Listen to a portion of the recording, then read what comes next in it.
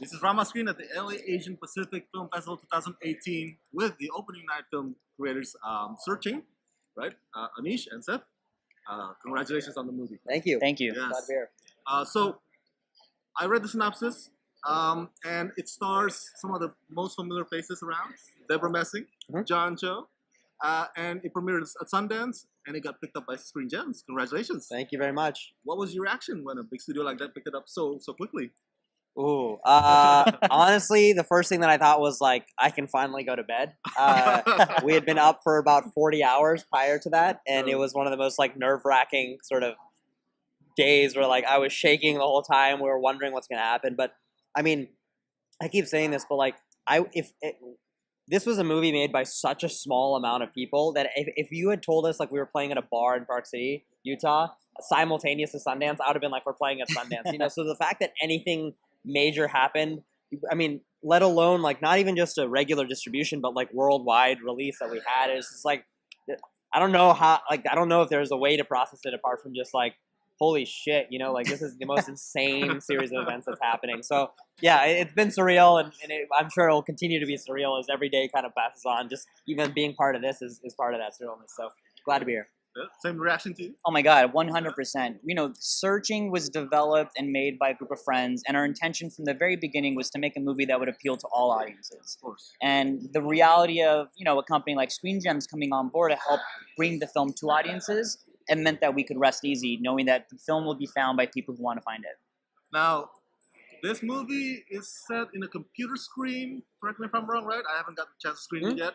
So, what's some of the logistics or technical challenges that come with that? Yeah, so it's not just it doesn't just take place on a computer screen. It takes place sort of like across all the devices that we use, like phones and laptops and tablets and anything that has a screen, basically.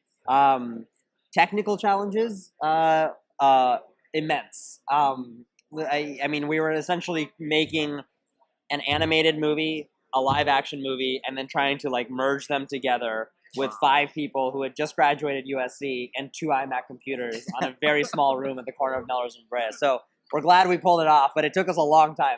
That is impressive. And so why did you go with that storytelling approach? Well, originally the concept was the idea to make a film that took place on screens was presented to us by the production company that ended up financing the film.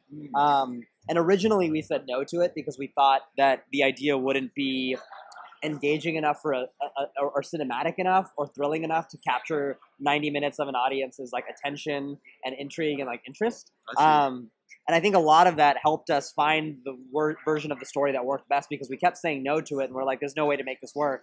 And we kept shooting down every idea. That one day we found one idea into the story that all of a sudden felt thrilling and engaging and emotional and didn't feel like a gimmick. And we're like, well, maybe if like the whole movie can feel like the first 4 minutes of this film, we'll be making a really awesome movie. So we kind of just like swung for the fences and tried to go from there. Now, last night I spoke with Sarah and Michelle. Michelle. Michelle, yeah. And you know, talk a bit about, because we're in the Asian Film Festival, one of my favorite events every year. Talk a bit about the diversity of the cast and the significance of bringing this film to this event. Oh my God, it's huge. For us, like, this is, you know, there's a lot of stories that can be and should be told that are about diversity and representation. Searching is not one of them. You know, Searching is a thriller about it's about a family. It's a universal story, and that was even more reason for us to want to show representation.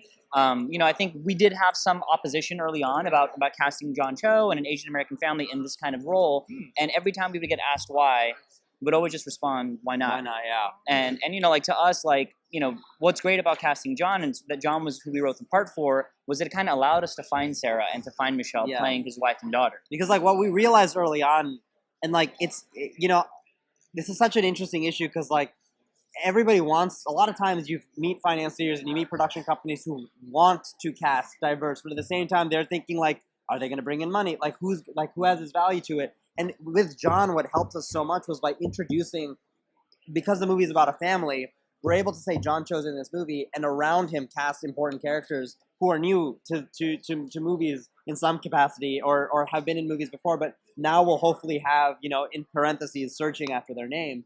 And like, hopefully in the next movie, when someone else is figuring out like, we need a Korean American actress, like there's 2 more, you know, that we have, or there's 1 more. And so like, if we can be a part of that in any sort of minor way, we're always happy to fight that fight.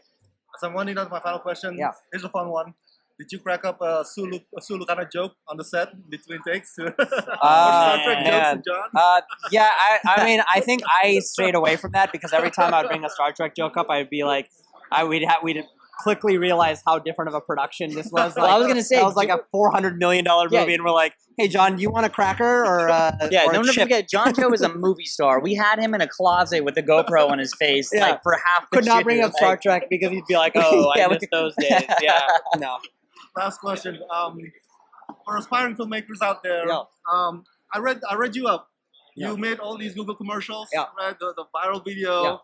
and you gave up that Google money to become a filmmaker. Yeah. So, what's your advice to aspiring filmmakers out there, especially Asian community filmmakers that were like, oh, I don't want to quit my day job. But how do they- I would say it's less of advice for me, and hopefully this doesn't sound too cheesy, but like I keep saying, like this movie when we made it, like there was like 5 people who made it. It was Sev, myself, Natalie, Will, and Nick were the 2 editors. When I started this project, I was 25. When Natalie started this project, she was 24. When Nick started this project, he was 24. When Will started this project, he was 22, and Sev was 28. Wow.